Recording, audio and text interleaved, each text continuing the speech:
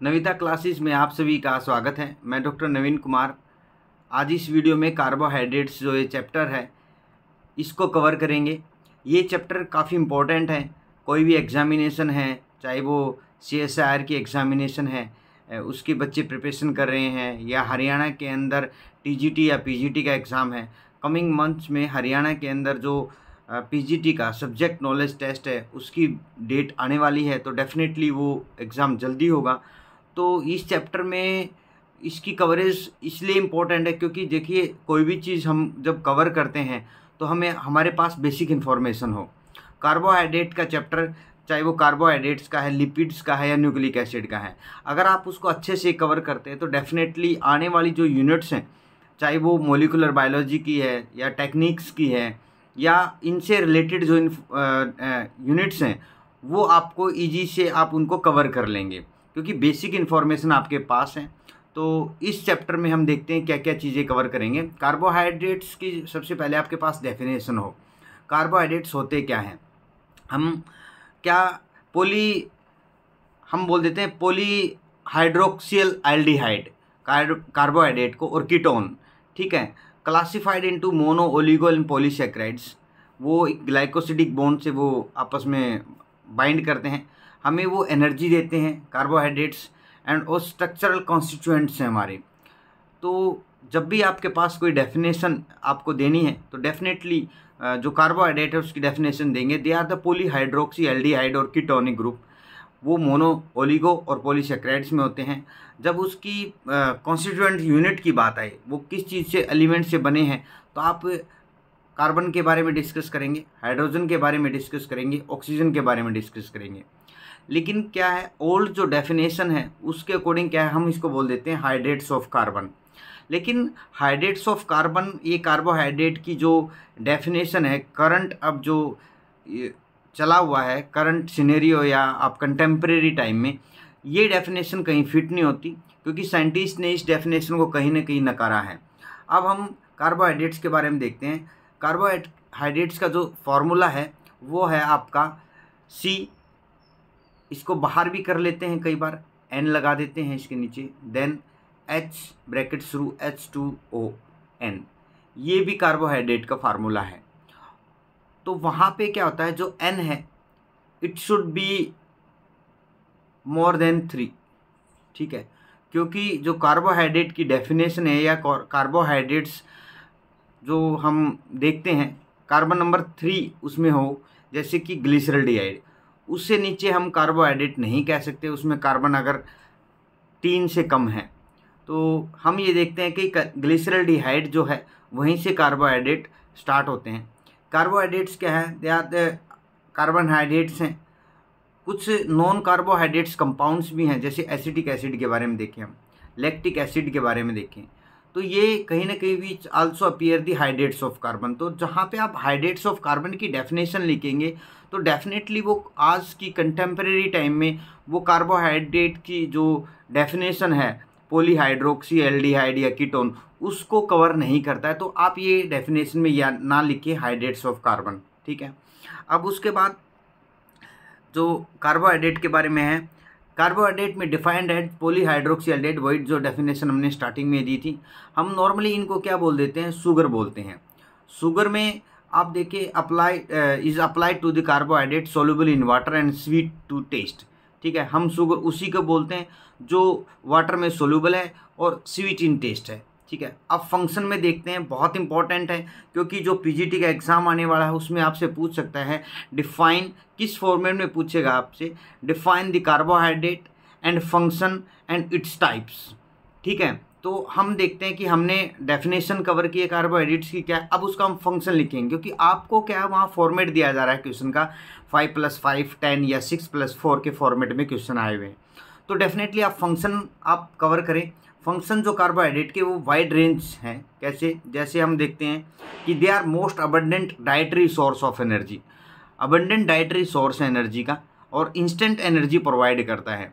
जैसे आप चिप्स को ले, नॉर्मली जब हम ट्रैवल करते हैं तो हम चिप्स खाते हैं क्योंकि वो आपको इंस्टेंट एनर्जी प्रोवाइड करते हैं। जो कार्बोहाइड्रेट है वो 4 कैलोरी पर ग्राम आपको एनर्जी प्रोवाइड करते हैं, फर्स्ट फंक्शन है इसका। सेकंड फंक्शन क्या है, they are the precursor for many organic compound.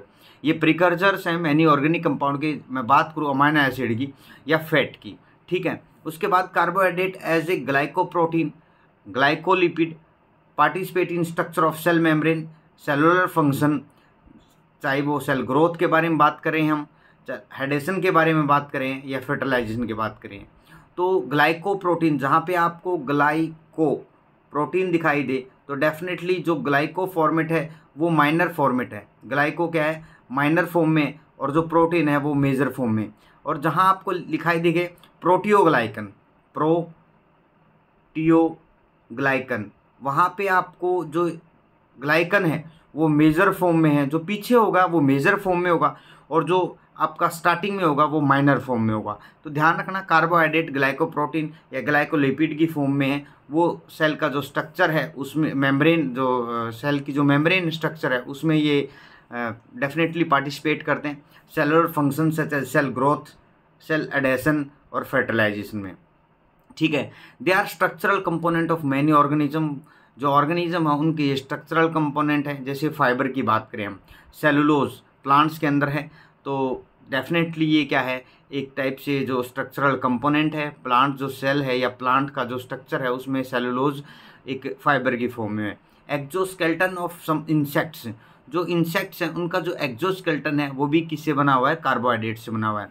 And third है cell wall of micro organism, जो माइक्रो ऑर्गेनिज्म की जो सेल वॉल है तो वो क्या है, आपकी कार्बोहाइड्रेट से बनी हुई है। तो इस तरीके से आप इसके फंक्शन एक्सप्लेन करेंगे। उसके बाद जो फिफ्थ फंक्शन है, carbohydrate also serve as a storage form of energy.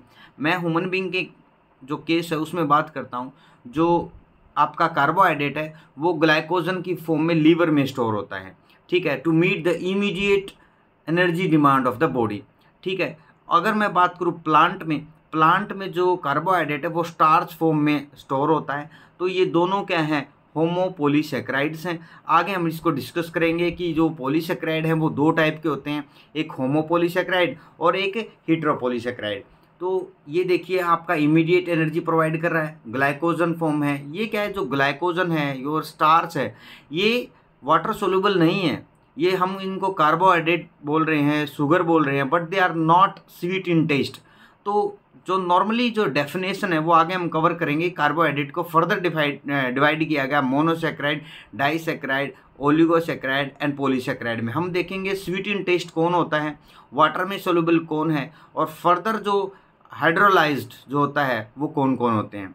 Classification में देखते हैं हम, जब आपसे इस तरीके का क्वेश्चन पूछा जाए क्लासिफिकेशन पे जाना, आपको पहले आपको डेफिनेशन देनी है, फिर आपको फंक्शन बताना है, और फिर आपको क्या है, क्लासिफिकेशन में जाना है। कार्बोहाइड्रेट को सेक्राइड्स बोलते हैं हम, सेक्राइड्स मीन्स शुगर होती है। अब क्या है, दे आर 3 मेजर ग्रुप होते हैं। मोनोसेक्राइड मीन्स जहाँ पे सिंगल यूनिट है। मैं बात करूँ एक लेमैन की तरह, तो आप ग्लूकोज डेली लाइफ में यूज़ करते हैं, वो एक मोनोसेक्राइड है। ओलिगोसेक्राइड जहाँ पे 2 से लेके 10 यूनिट तक अगर कंबाइन करती हैं तो उसको हम ओलिगोसेक्राइड्स बोलते हैं। पॉलीसेक्राइड्स क्या है, आपकी बहुत सारी यूनिट्स अगर उसमें कंबाइन करती हैं या वो बॉन्डिंग में आती हैं उसको हम पॉलीसेक्राइड्स बोलते हैं। तो आप इस तरीके से क्या कर सकते हैं, MOP याद रख सकते हैं, मोनोसेक्राइड्स, ओलिगोसेक्राइड्स एंड पॉलीसेक्राइड्स। आप इसको क्लासिफिकेशन में कैसे दिखाएंगे, टाइप ऑफ कार्बोहाइड्रेट में करें, इस तरीके से लिखिए, carbohydrates 1 monosaccharide, second oligosaccharide and third polysaccharides. इससे क्या होगा, आपका स्ट्रक्चर फॉर्मेट तैयार हो रहा है और आप अच्छे से उसको लिख पा रहे हैं और आपके पॉइंट्स मार्क्स ज़्यादा आने के चांसेस हैं। जो ये कैटेगराइजेशन है वो किस बेसिस पे हम करते हैं वो देखते हैं। उसके बाद categorization number of sugar unit पे हम करते हैं कैटेगराइजेशन।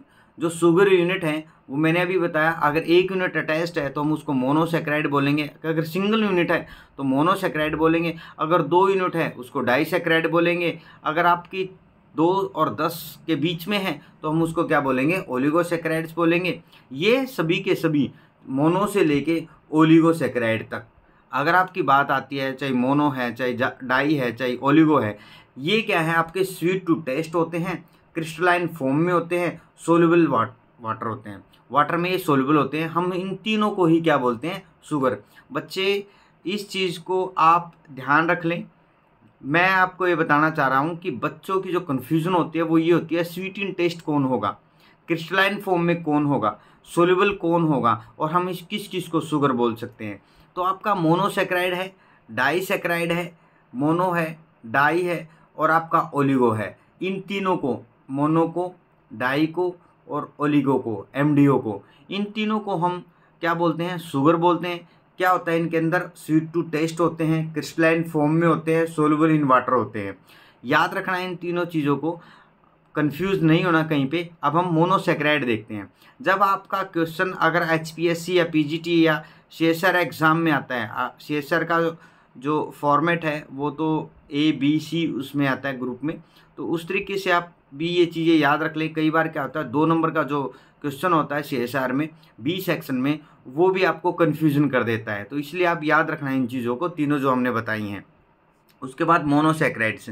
मोनोसेक्राइड में क्या होगा, आपकी सिंगल यूनिट होगी, वो मैंने बताया, स्वीट इन टेस्ट होगी, सोल्यूबल इन वाटर होगी। ये ऑलरेडी मैं बता चुका हूँ, sweet in taste, soluble in water, और हम उसको शुगर बोलेंगे। सिंपलेस्ट ग्रुप ऑफ कार्बोहाइड्रेट है ये भी ध्यान रखना आपको।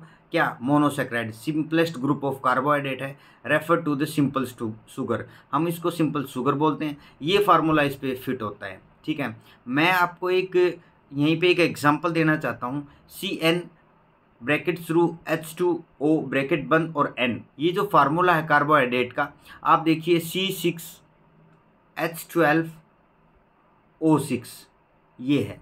आप देखिए इसमें जब आप इसको अलग से करेंगे तो सेम इस फार्मूले में फिट होगा। कार्बन कितने, 6 हैं, वाटर कितने हैं आपके, इसमें अगर आप करते हैं तो उसी तरीके से आपका H2O, इसमें जब आप 6 करेंगे तो आपका H12 और 6 आ जाएगा। तो ये कार्बोहाइड्रेट में ये फार्मूला फिट होता है। मोनोसेक्राइड्स में दे कांट फर्दर हाइड्रोलाइज। आप देखिए जो मोनोसेक्राइड है उसको आप फर्दर हाइड्रोलाइज नहीं कर सकते, ब्रेक डाउन नहीं कर सकते, क्योंकि जो कार्बोहाइड्रेट है वो आपका एनर्जी का सोर्स है, ठीक है। जब वो ब्रेक डाउन होगा सेल में तो एनर्जी प्रोवाइड करेगा, तो फर्दर इसमें ब्रेक डाउन हाइड्रोलाइसिस नहीं हो सकता। उसके बाद मोनोसेक्राइड एंड डिफरेंट कैटेगरी में डिवाइड किया गया है on the basis of their functional group. जो फंक्शनल ग्रुप है ना कार्बोहाइड्रेट के ऊपर, मोनोसेक्राइड्स के ऊपर, उसकी बेसिस पे ही कार्बोहाइड्रेट को डिवाइड किया जाता है। पहला जो फंक्शनल ग्रुप है वो एल्डिहाइड ग्रुप है। एल्डिहाइड ग्रुप है तो एल्डिहाइड ग्रुप होगा तो डेफिनेटली वो उसको क्या बोलेंगे, एल्डोज शुगर बोलेंगे। अगर वहाँ पे कीटोनिक ग्रुप है तो तब वहाँ पे क्या बोलेंगे, आपका कीटो शुगर बोलेंगे। ये दो ही तरीके से मोनोसेक्राइड को डिवाइड किया गया है, aldose sugar and ketose sugar. Aldose sugar की अगर हम बात करें वो है आपका ग्लूकोज, कीटोज शुगर की अगर हम बात करें वो है आपका फ्रुक्टोज। एल्डोज शुगर का जो नॉर्मली स्ट्रक्चर होता है, आप ग्लूकोज में आप देखिए कार्बन कितने हैं, 6 कार्बन है। मैं इसका स्ट्रक्चर बनाने की कोशिश करूँगा। Carbon number 1, carbon number 2, carbon number 3, carbon number 4, carbon number 5, और फिर इसी नीचे इसी में कार्बन नंबर 6। अगर ये देखें हम इसको, कार्बन नंबर 6 यहाँ करते दोबारा, कार्बन नंबर 1, कार्बन नंबर 2, 3, 4, 5 और 6। अब यहाँ पे हम एल्डोज क्या, क्योंकि जो एल्डोज है एल्डिहाइड ग्रुप है वो फंक्शनल ग्रुप है और वो टर्मिनल कार्बन पे आता है, तो ऑब्वियसली है यहाँ पे जो CH आपका CH यहाँ आ जाएगा। ये हो नहीं पा रहा, इसमें क्या है problem. Carbon number 1, carbon number 1, 2, 3, 4, 5 और 6, H, C double bond O, फिर इधर आपका HOH, HOH, HOH, HOH और CH2OH, ये ग्रुप लगेगा। अब हम इसको आगे देखेंगे। मोनोसेक्राइड में एक एपीमर होता है। एपीमर में किसी एक कार्बन पे जो H और OH ग्रुप है वो अलग हो जाता है, उसकी कन्फिग्रेशन अलग हो जाती है, राइट लेफ्ट, लेफ्ट राइट में चेंज हो जाता है। तो जब इस तरीके से हम देखते हैं चीज़ों को नॉर्मली, तो वो कार्बोहाइड्रेट का जो स्ट्रक्चर है HOH, H यहाँ पे HOH, फिर आपका OH, H, OH और H, ये स्ट्रक्चर आपका ग्लूकोज का है। तो ग्लूकोज के स्ट्रक्चर में कार्बन 6 है, आपका HOH, और टर्मिनल ग्रुप जो होगा वो आपका एल्डिहाइड होगा ना। When the functional group in monosaccharide is aldehyde, ये एल्डिहाइड का स्ट्रक्चर है आपका। एल्डिहाइड के स्ट्रक्चर में देखें आप,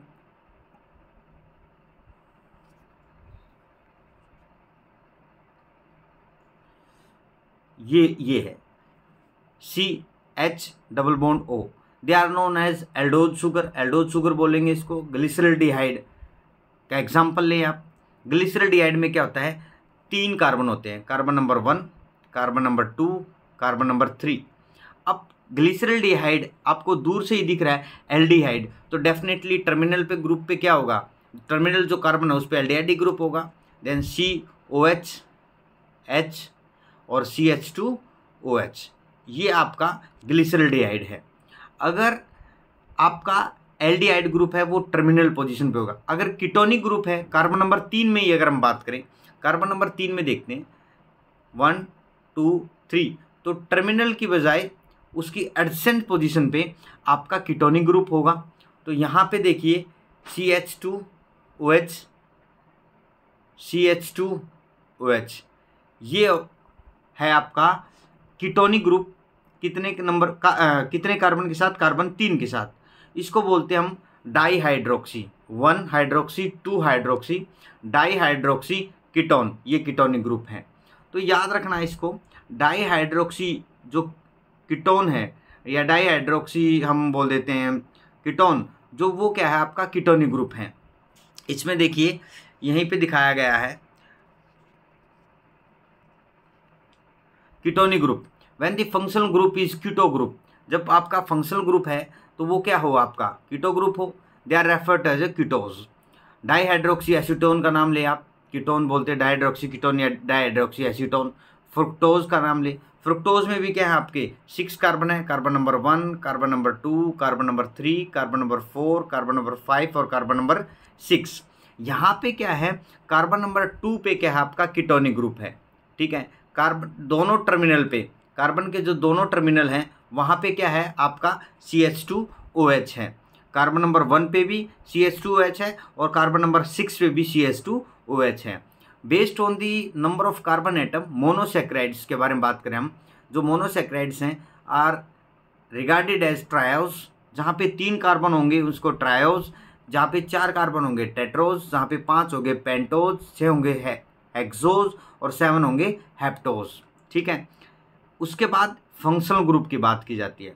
जब हम बात करते हैं ग्लूकोज की, ग्लूकोज इज एल्डोहेक्सोज, कार्बन 6 हैं तो हेक्सोज है, और आपका फंक्शनल ग्रुप क्या है आपका एल्डिहाइड है, तो हम पहले आगे क्या लगाएंगे एल्डोहेक्सोज। वाइल इसी में दे रखा है while in case of fructose, fructose में हम क्या बोलते हैं कीटोहेक्सोज, क्योंकि फ्रुक्टोज का जो कार्बन नंबर 2 है उस पर क्या है कीटोनिक ग्रुप है, और कितने कार्बन है 6 कार्बन है जैसे कि ग्लूकोज पे है। यहाँ पे हम कुछ करेक्टरिस्टिक देखते हैं। कॉमन मोनोसैकेराइड्स एंड डाइसैकेराइड्स और बायोलॉजिकल इंपॉर्टेंस है given in the table. Table में कुछ मोनोसैकेराइड्स और डाइसैकेराइड्स के एग्जाम्पल दिए हैं जो हम डेली लाइफ में जिनसे हम एनकाउंटर करते हैं, जिनके बारे में हम सुनते हैं, उनका हम डिस्कशन करेंगे टेबल में। अब हम बात करेंगे ओलिगोसैकेराइड्स पे। ओलिगोसैकेराइड्स में मैंने बताया कि कार्बन कितने 2 से 10 मोनोसैकेराइड्स यूनिट्स ग्लाइकोसिडिक बॉन्ड से वो बाइंड करते हैं।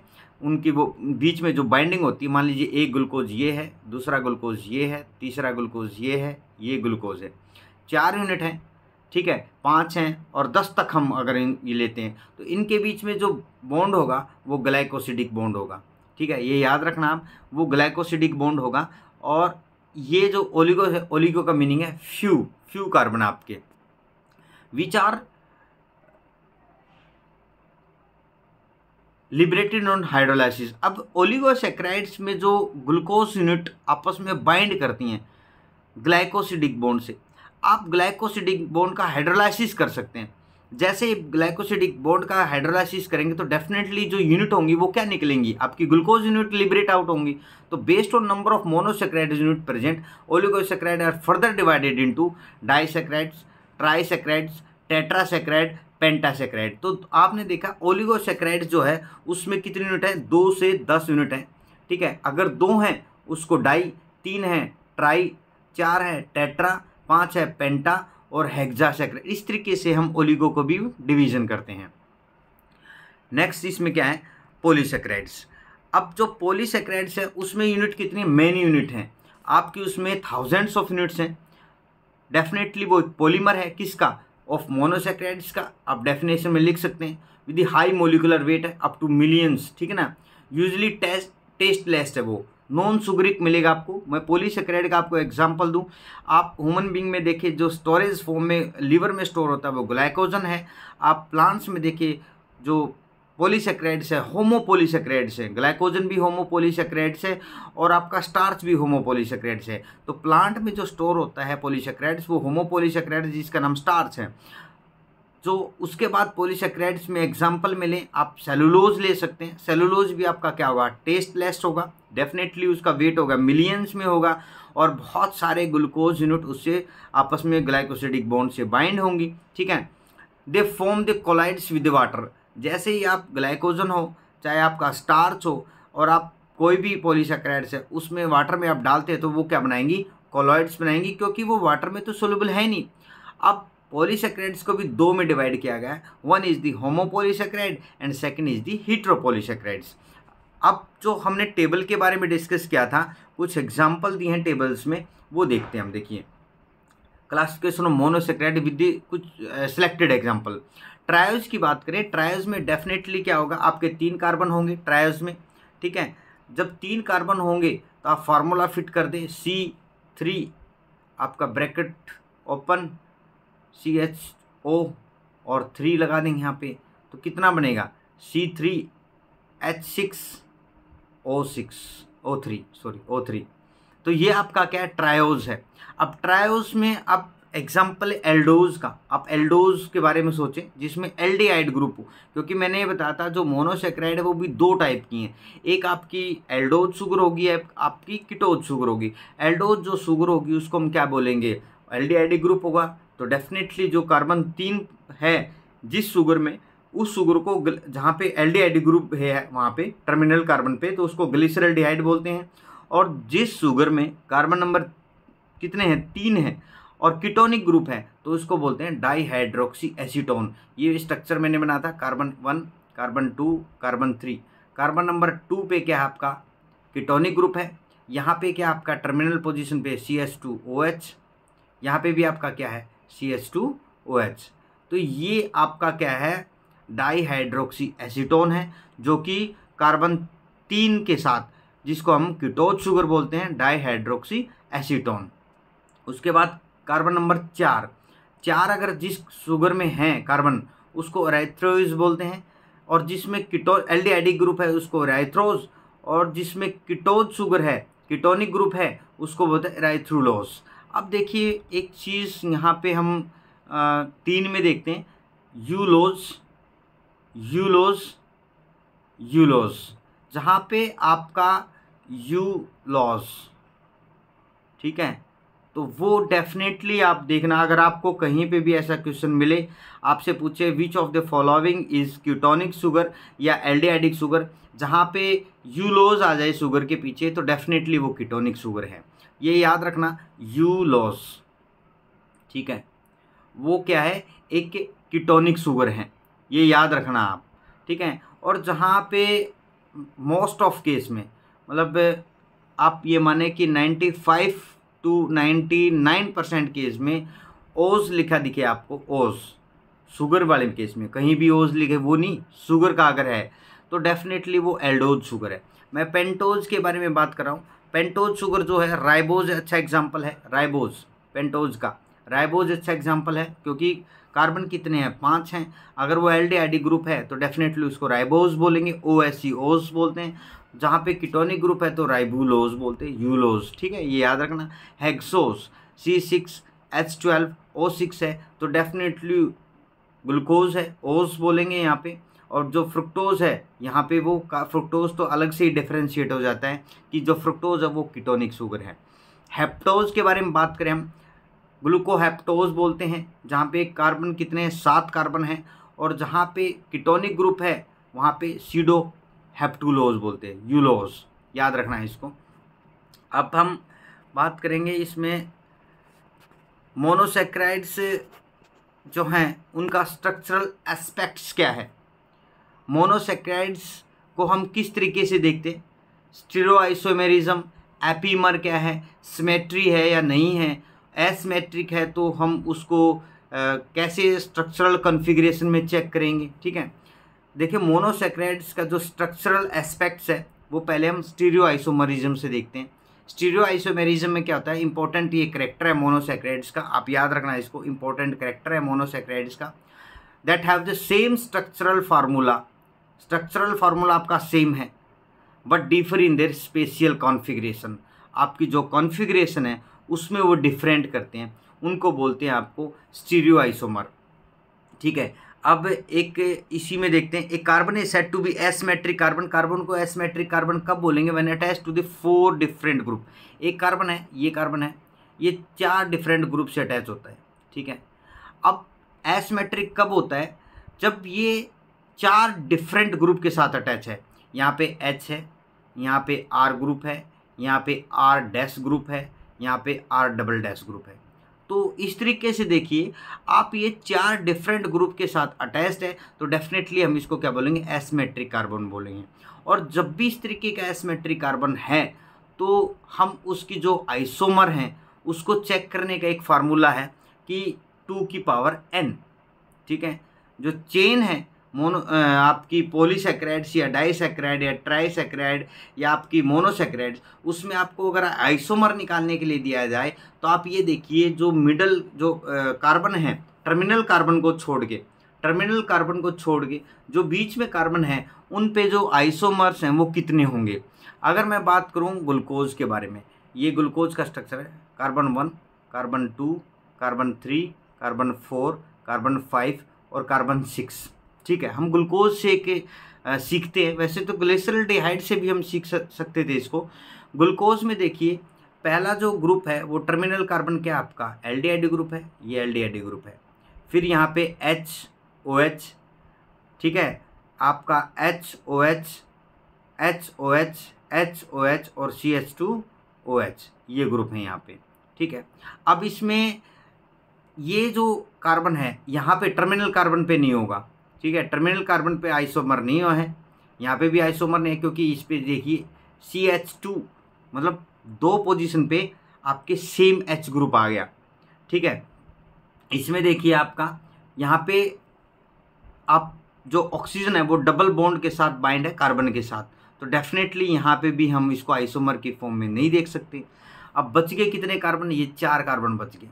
इन चारों कार्बनों पे आप देखिए, एक साइड में H है, दूसरी साइड में आपका OH है, तो डेफिनेटली जितने कार्बन यहाँ पे मिडल में हैं 1, 2, 3 और 4, तो ये क्या है, n में वो फिट कर दीजिए। ये फार्मूला है, जो फार्मूला दिया गया है 2 की पावर n, तो कितना n इज इक्वल टू 4। 2 की पावर 4 कितना होगा यहाँ पे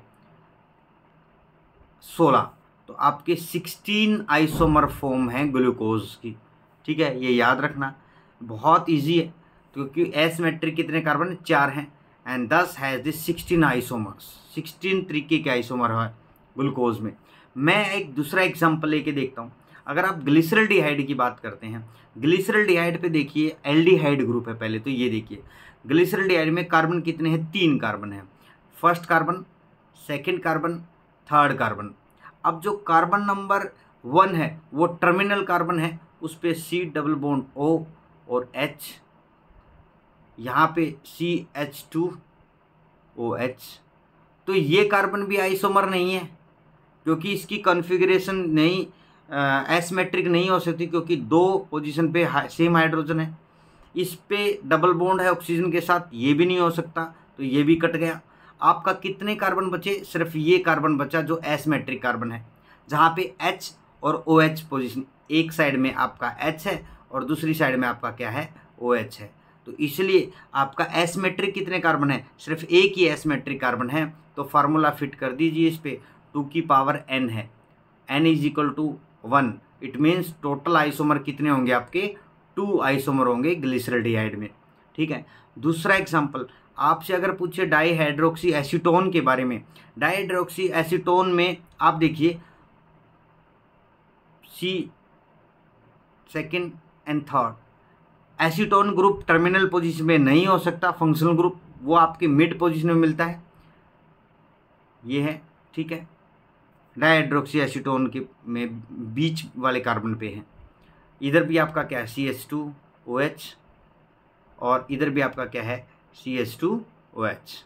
अब मुझे बताइए इसमें कॉन्फ़िगरेशन क्या है, एसिमेट्रिक कार्बन कोई है? इसमें कहीं भी एसिमेट्रिक कार्बन नहीं है, क्योंकि यहाँ पे भी 2 हाइड्रोजन है, यहाँ पे भी 2 हाइड्रोजन है, वो डिफरेंट पोजीशन पे हैं, तो डेफिनेटली सेम आपका एटम है, ठीक है। तो वो कहीं एसिमेट्री नहीं देगा।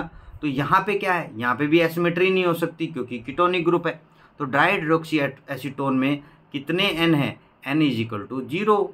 तो डेफिनेटली यहाँ पे जो आपकी एसिमेट्री है वो है ही नहीं, आइसोमर है ही नहीं। तो ये आपको ये ध्यान रखना है इसमें। उसके बाद हम बात करें ग्लिसरॉल्डिहाइड, रेफरेंस है। ग्लिसरॉल्डिहाइड एक रेफरेंस कार्बोहाइड्रेट, ठीक है ना। हम सभी ग्लिसरॉल्डिहाइड से ही कोई रिसर्च करते हैं या कोई एक्सपेरिमेंट करते हैं, क्योंकि वो रेफरेंस की फॉर्म में यूज किया जाता है। ये ट्रायोज है, ट्रायोज शुगर है, 3 कार्बन है इसके अंदर, ठीक है। सिंपलेस्ट मोनोसेक्राइड है विद 1 एसिमेट्रिक कार्बन, वो ऑलरेडी मैंने एक्सप्लेन किया। ये 2 स्टीरियो आइसोमर एग्जिस्ट करता है। एक साइड में अगर राइट साइड में H आ गया तो आपका लेफ्ट साइड में OH आएगा, अगर राइट साइड में आपका OH आ गया तो लेफ्ट साइड में आपका क्या आएगा, H आएगा। तो 2 स्टीरियो आइसोमर जो फॉर्म है उसमें एग्जिस्ट कर सकता है। रेफरेंस फॉर्म चूजन की गई है, ठीक है, ग्लिसरॉल्डिहाइड को। उसके बाद नेक्स्ट जो है ये कुछ मोनोसेक्राइड्स एंड डाइसेक्राइड्स हैं जो बायोलॉजिकली इम्पॉर्टेंट हैं और डेली लाइफ में हम एनकाउंटर करते हैं इन मोनोसेक्राइड्स और डाइसेक्राइड से। मोनोसेक्राइड्स की मैं बात करूं तो आप ग्लूकोज एंड फ्रुक्टोज से डेली लाइफ में डेफिनेटली हम एनकाउंटर करते हैं, हम उसका यूज़ करते हैं। और डाइसेक्राइड्स में अगर मैं बात करूं, आप सुक्रोज के लिए आप बात, जो आपको टेबल शुगर बोलते हैं जिसको आप, फिर लैक्टोज के बारे में देखें, तो ये चीज़ें हम डेली लाइफ में एनकाउंटर करते हैं और स्टिल हमारे पास उनके बारे में इंफॉर्मेशन नहीं होती क्योंकि हमें उनकी प्रॉपर्टी ही नहीं पता होती। तो इसलिए आज हम यही चैप्टर कवर करें ताकि आपके बेसिक क्लियर हो इसके बारे में। ट्रायोज में ग्लिसरॉल्डिहाइड का एग्जांपल दिया था, ठीक है, आपको अच्छा समझ में आया होगा। सेल में found in cell as a phosphate group इसे बाइंड करता है। Glyceraldehyde three phosphate is intermediate in glycolysis. Glycolysis जब प्रोसेस होता है तो उसमें जो ग्लिसरॉल्डिहाइड 3-फॉस्फेट है वो इंटरमीडिएट की फॉर्म में। Dihydroxy acetone found in cell as a phosphate, वो भी फॉस्फेट की फॉर्म में करता है, ठीक है। 1 फॉस्फेट डाईहाइड्रोक्सी एसीटोन, ठीक है, या 2 phosphate dihydroxy acetone. It's a 1 phosphate, mostly 1 phosphate 1 position पे आपकी CH2OH में आपका जो OH ग्रुप है वहाँ पे H हट जाता है, वहाँ पे फॉस्फेट ग्रुप आ जाता है। तो डेफिनेटली इंटरमीडिएट ग्लाइकोलाइसिस का, ये भी बहुत अच्छा। उसके बाद हम बात करें टेट्रोज में एराइथ्रोज है। एराइथ्रोज जहाँ पे होगा तो डेफिनेटली मैंने बोला कि ओज है तो वो एल्डिहाइड ग्रुप है, ठीक है। एराइथ्रोलोज है तो डेफिनेटली वो आपका कीटोनिक ग्रुप है, कीटोज शुगर है। तो ये याद रखना बच्चे। It's four phosphate form is intermediate carbohydrate metabolism. जब हम कार्बोहाइड्रेट मेटाबॉलिज्म पढ़ते हैं तो उसमें जो एराइथ्रोज 4-फॉस्फेट जो है वो एक इंटरमीडिएट है कार्बोहाइड्रेट मेटाबॉलिज्म का। मैं अगर पेंटोज शुगर के बारे में बात करूँ, ribose is a pentose sugar and ribose is a aldehydic sugar. Ribulose is a ketonic sugar. Ulose, ose, देखिए राइबोज ओज एंड राइबुलोज वो आपका कीटोनिक है। बच्चे इसको याद रखना, कंफ्यूज मत होना क्योंकि मैंने इसको अच्छी तरह एक्सप्लेन किया है। ये राइबोज के बारे में आपको पता है। जब हम RNA के बारे में पढ़ते हैं, DNA के बारे में, जब मैं DNA की अगर किसी बच्चे से पूछता हूँ तो ये बताते हैं DNA की फुल फॉर्म क्या है, डीऑक्सी राइबो न्यूक्लिक एसिड। लेकिन जब हम RNA के बारे में पूछते हैं तो वो आता है राइबो न्यूक्लिक एसिड। तो देखिए यहाँ पे ये राइबो है तो डेफिनेटली किसकी कॉन्स्टिट्यूएंट यूनिट है, RNA की है, उसमें न्यूक्लियोटाइड से बाइंड करती है वो। RNA में न्यूक्लियोटाइड आपका जो है for the structure of RNA and nucleotide coenzyme ATP, NADP, NAD और NADP आयन। तो इनकी जो ये यूनिट है क्या है, राइबोज, याद रखना है इसको। अब मैं डीऑक्सीराइबोज के बारे में मैंने बताया था, डीएनए की में होता है, ये कॉन्स्टिट्यूएंट यूनिट है उसकी, स्ट्रक्चरल फॉर्म में हेल्प करती है इसकी। राइबोलोज के बारे में क्या है, ये मेटाबॉलिज्म में इसका produce during metabolism. HMP shunt जिसको बोलते हैं एचएमपी, हेक्सोस मोनोफॉस्फेट जो संट है जो उसमें राइबोलोज का यूज़ होता है। फिर जाइलोज हो गया तो डेफिनेटली वो क्या होगा, आपका एल्डिहाइड ग्रुप है, ये तो मैं बता चुका। जाइलुलोज होगा तो डेफिनेटली आपका कीटोनिक ग्रुप है, ये याद रखना है इसको। हेक्सोज के बारे में बात देखें तो हेक्सोज का सबसे बड़ा एग्जांपल किसका है, ग्लूकोज का एग्जांपल है। ग्लूकोज हेक्सोज है। डी ग्लूकोज क्यों है, क्योंकि वो आपका डेक्स्ट्रो रोटेटरी है, ठीक है ना, वो राइट साइड में। मैं आपको ये अच्छे से आप जो नेक्स्ट जो स्लाइड आएगी उसमें अच्छे से बताएंगे। एल ग्लूकोज और डी ग्लूकोज, नेचर में जो है वो डी ग्लूकोज ही एग्जिस्ट करता है, एल ग्लूकोज एग्जिस्टेंस में नहीं है, अगर है भी तो उसके अगेंस्ट एंजाइम नहीं है। मोस्ट ऑफ जो डी ग्लूकोज फॉर्म है वो नेचर में एग्जिस्ट करती है, बिकॉज जो एंजाइम है उसको यूटिलाइज करने के लिए उनकी जो कॉन्फ़िगरेशन है, ग्लूकोज की जो डी की कॉन्फ़िगरेशन है वो एंजाइम की जो साइड्स हैं उनसे वो फिट होती है, इसलिए वो डी ग्लूकोज फॉर्म में आपको 99.9% ग्लूकोज मिलते हैं। 0.1% एल फॉर्म में, but still they are not even consumed by the human being और एनिमल।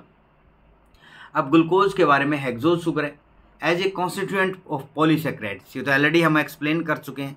पॉलीसेक्राइड की कॉन्स्टिट्यूएंट यूनिट है, चाहे मैं स्टार्च में देखूं, चाहे मैं ग्लाइकोजन में देखूं, चाहे मैं सेलुलोज, मैंने तीनों का एग्जांपल लिया था, ये स्टार्च, ग्लाइकोजन और सेलुलोज। स्टार्च क्या है, ये स्टोरेज फॉर्म ऑफ प्लांट है। ग्लाइकोजन क्या है, आपकी स्टोरेज फॉर्म ऑफ एनिमल है जो लीवर में स्टोर होती है। फास्टिंग के दौरान आपका जो ग्लाइकोजन है लीवर में स्टोर है वो ब्रेक डाउन होता है।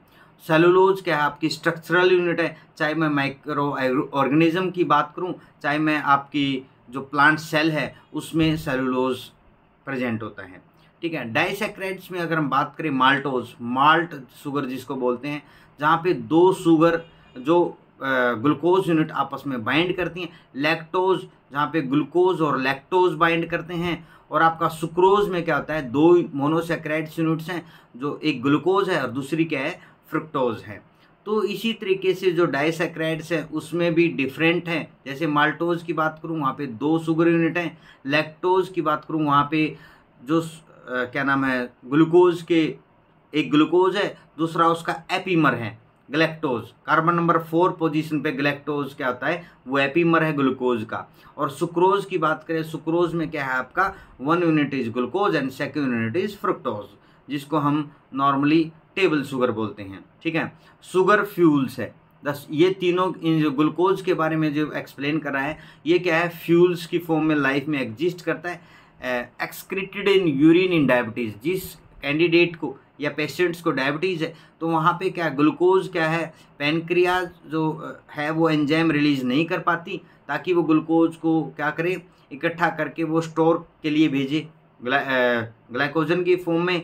इसलिए जो ग्लूकोज हैं वो ब्लड में एक्सेस में हो जाते हैं और एक्सेस में होकर वो यूरिन से एक्सक्रीट आउट होते हैं, क्योंकि पेशेंट को क्या है, डायबिटीज़ की प्रॉब्लम है, ठीक है। स्ट्रक्चरल यूनिट ऑफ सेलुलोज, जो आपकी डी ग्लूकोज है वो आपकी सेलुलोज की भी स्ट्रक्चरल यूनिट है। ग्लैक्टोज एक कॉन्स्टिट्यूएंट ऑफ लैक्टोज, मैंने ऑलरेडी बताया। मिल्क शुगर है, हम डेली लाइफ में लेते हैं मिल्क, तो उसमें क्या है, लैक्टोज क्या है, अब उसकी जो डी ग्लैक्टोज है वो एक कॉन्स्टिट्यूएंट यूनिट है, ठीक है। वो कन्वर्ट हो जाती है बाद में ग्लूकोज में। अगर इसका कन्वर्जन नहीं हुआ तो फेलियर लीड टू ग्लैक्टोसीमिया, ज़्यादा कंसंट्रेशन हो जाएगी ग्लैक्टोज की। उसके बाद जो नेक्स्ट है mannose, mannose is also epimer of glucose. Carbon number 2 position पे इसका ये एपीमर होता है ग्लूकोज का। Found in plant polysaccharides, plant polysaccharide और एनिमल ग्लाइकोप्रोटीन में पाया जाता है मैनोज, ठीक है। स्ट्रक्चरल पॉलीसेक्राइड से याद रखना। फ्रुक्टोज, फ्रुक्टोज क्या है, आपकी फ्रूट शुगर है। फ्रुक्टोज क्या आपकी फ्रूट शुगर है, हनी में, फ्रूट में ये आपकी पाई जाती है। और ये एक constituent unit of sucrose and inulin, ठीक है। कॉन्स्टिट्यूएंट यूनिट है सुक्रोज की, इन्यूलिन की। अब आपको देखिए ग्लाइकोलाइसिस में इसका जो फॉस्फेट फॉर्म है वो एक इंटरमीडिएट होता है, ठीक है। हैप्टोज सीडोहैप्टुलोज है, ये देखें आप। उसके बाद डाइसैकराइड्स पे अच्छा हम डिस्कशन करेंगे। डाइसैकराइड्स पे, डाइसैकराइड्स की जो फॉर्म है मैंने ऑलरेडी बताया आपको। जो डाइसैकराइड्स है, सुक्रोज एग्जाम्पल याद रखना बच्चे, तीनों एग्जाम्पल बहुत इंपॉर्टेंट और बच्चे बहुत कंफ्यूज होते हैं इसमें। सुक्रोज है as a constituent of cane sugar, beet sugar, pineapple, ठीक है, ये कॉन्स्टिट्यूएंट यूनिट है केन शुगर की, बीट शुगर की, पाइनएप्पल की। Most commonly use table sugar भी बोलते हैं इसको, ठीक है ना, कैलोरी प्रोवाइड करती है आपको। लैक्टोज, मिल्क शुगर बोलते हैं इसको, मिल्क शुगर, ठीक है। Exclusive carbohydrate source to breast feeding, जो बच्चे ब्रेस्ट फीडिंग है, जो इन्फेंट्स ब्रेस्ट फीडिंग करते हैं तो डेफिनेटली वो मदर से मिल्क ले रहे हैं तो वहाँ पे लैक्टोज है। जो लैक्टोज को डाइजेस्ट नहीं कर पाते उसको लैक्टेज डेफिशिएंसी हो जाती है, जिसको हम लैक्टोज इंटॉलरेंस बोलते हैं। अगर लैक्टोज इंटॉलरेंस हो गई तो डेफिनेटली क्या होगा, डायोरिया होगा, ठीक है ना, फ्लैक्चुलेंस भी बोलते हैं इसको।